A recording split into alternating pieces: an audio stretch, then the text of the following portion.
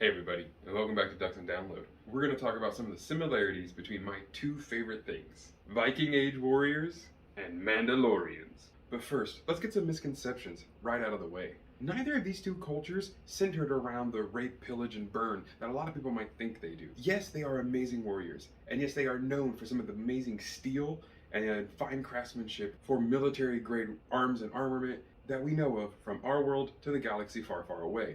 But that doesn't mean that's all they were. Much more than that, the Mandoa and the Norse people, they were craftsmen, they were merchants, they were traders, they were poets, they were philosophers, they were lovers, and they were friends. Of course, we focus on their amazing warrior aspects and their brutal effectiveness on the battlefield, but that does not mean that's who they are as a people. As a people, they centered around a code of honor that is almost identical, pretty much following one's word to a T. If you gave a promise, you had better fulfill that promise, or that lack of honor will fall to your children and their children if they can't right your wrongs. Both in the Mandalorian culture and the Norse culture center around that aspect of self-honor bleeding into family honor. You do not want to be known as a liar, a cheat, or a scoundrel, because that will get you nowhere in these worlds. It was the sweat and blood of hard labor and familial ties that really made both of these cultures shine.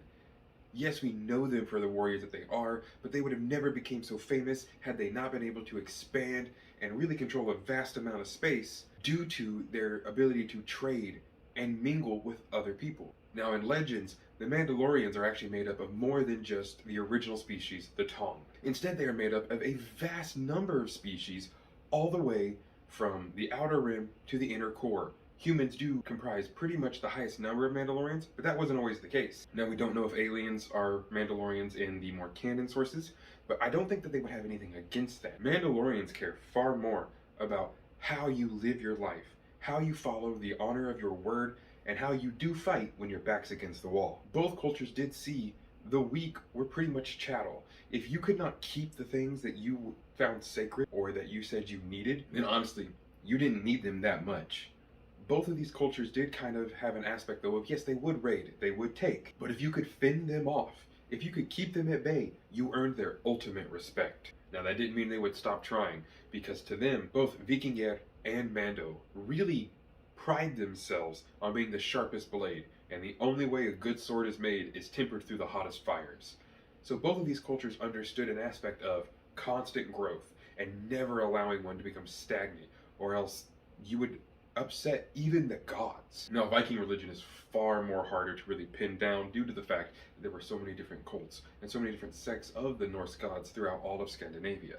In the Mandalorian verse, again, this isn't canon, but in Legends, we have three main gods. And the only god that was a evil god was the god of sloth. The Mandalorians hated the idea of not expanding, covering more territory, and showing the galaxy that they were the greatest. Not race, but creed. People.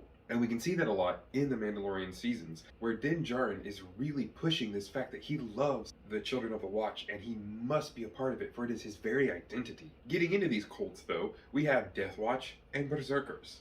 Both of the kind of the same line of, no, it is all about war. We cannot let our people become soft. We must strive to just eradicate the weakness from our people.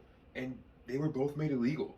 You couldn't actually be a Berserker in later Viking Age era. It was illegal to do so, just like being a member of Death Watch was illegal on Mandalore. And of course we have the parallel between Scandinavian steel, like the Ulfberht blade, and Beskar steel, like the Mandalorians are known for making their weapons and armor out of.